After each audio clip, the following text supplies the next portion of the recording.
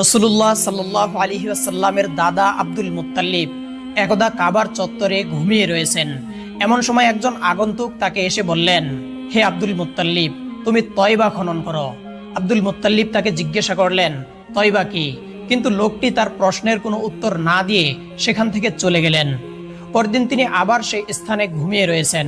আবার সেই আগন্তুক তাকে এসে বলল, হে আব্দুল মুত্তালিব, তুমি বাররা খনন করো। আব্দুল মুত্তালিব লোকটিকে জিজ্ঞাসা করলেন, বাররা কি? কিন্তু তার প্রশ্নের কোনো উত্তর না দিয়ে লোকটি আবার চলে গেল। পরদিন আবার আব্দুল মুত্তালিব সেই স্থানে ঘুমিয়ে রয়েছেন। আবার সেই আগন্তুক এসে তাকে বলল, হে আব্দুল মুত্তালিব, তুমি মাজমুনা খনন করো। আব্দুল মুত্তালিব তাকে আবার জিজ্ঞাসা করলেন, মাজমুনা কি? কিন্তু আবারও লোকটি তার প্রশ্নের কোনো উত্তর না দিয়ে চলে গেলেন। পরদিন যখন আবার তিনি সেই স্থানে ঘুমিয়ে রয়েছেন, তখন সেই লোকটি তাকে আবার বলল, হে আব্দুল মুত্তালিব, তুমি জমজম খনন করো।